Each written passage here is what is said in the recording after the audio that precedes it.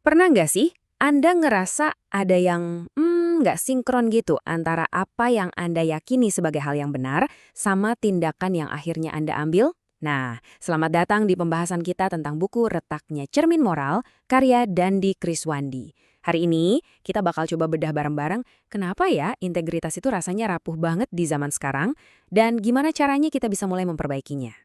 Oke, kita langsung aja ya. Buku ini dibuka dengan sebuah metafora yang kuat banget. Cermin moral yang retak.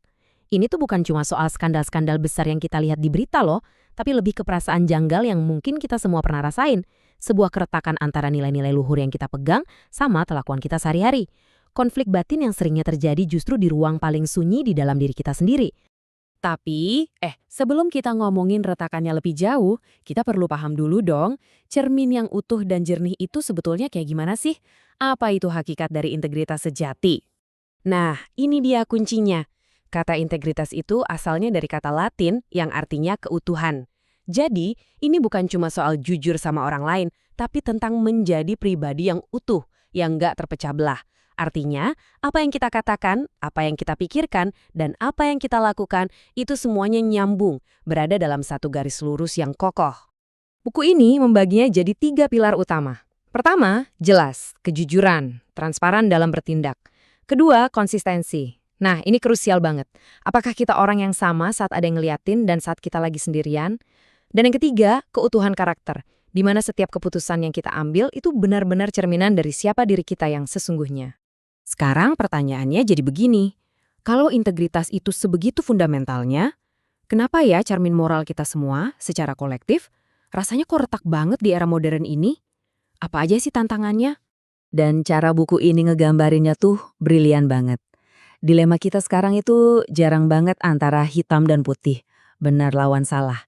Seringnya, pilihannya itu antara melakukan apa yang benar, atau apa yang lebih benar, lebih aman, atau lebih menguntungkan. Nah, di persimpangan-persimpangan inilah integritas kita diuji habis-habisan. Buku ini mengidentifikasi beberapa kekuatan besar yang bikin retakan ini makin parah. Ada materialisme yang terus-terusan bikin kita ngukur nilai diri dari apa yang kita punya. Terus ada krisis digital yang menenggelamkan kita dalam lautan hoaks dan pencitraan palsu. Belum lagi tekanan untuk sukses yang gila-gilaan, yang bikin jalan pintas kelihatan menarik. Dan terakhir, runtuhnya kepercayaan kita pada institusi-institusi yang harusnya jadi panutan. Oke. Setelah kita lihat masalahnya, sekarang kita pindah ke bagian yang lebih positif dan penuh harapan. Karena menurut buku ini, cermin yang retak itu bukan berarti harus dibuang. Cermin itu bisa diperbaiki. Jadi gimana caranya? Apa aja langkah-langkah pemulihannya? Proses pemulihan ini diusulkan berjalan di 3 level sekaligus. Dan semuanya harus gerak barengan, nggak bisa satu-satu. Perbaikan itu harus dimulai dari diri kita sendiri, lalu diperkuat lewat pendidikan karakter buat generasi selanjutnya, dan terakhir, wajib didukung sama perbaikan sistem di level institusi. Yuk kita bedah level pertama, individu. Poin utamanya adalah memperbaiki integritas itu nggak dimulai dari aksi-aksi heroik yang besar dan dramatis. Sama sekali bukan.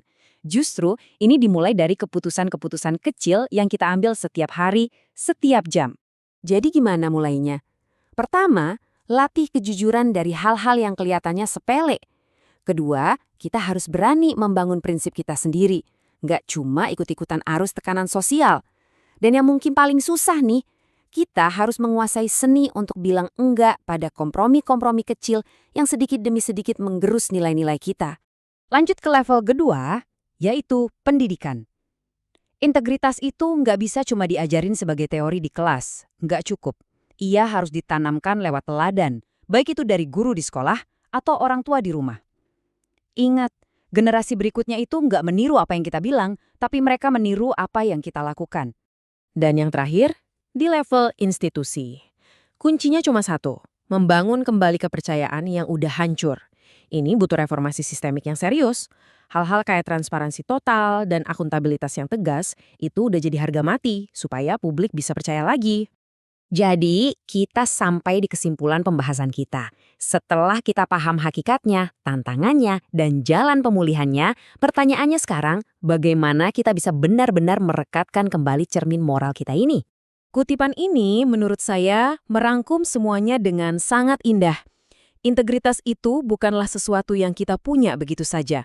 Integritas itu ditempa lewat perjuangan.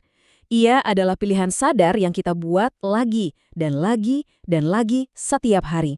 Terutama saat pilihan itu terasa begitu sulit. Dan untuk menutup pembahasan kita, buku ini meninggalkan kita dengan satu pertanyaan reflektif yang, wah, nusuk banget. Pertanyaan ini bukan buat dijawab sekarang juga, tapi untuk kita bawa pulang, kita renungkan baik-baik. Karena pemulihan cermin moral yang retak itu selalu dimulai dari satu titik, dari kejujuran kita pada diri kita sendiri.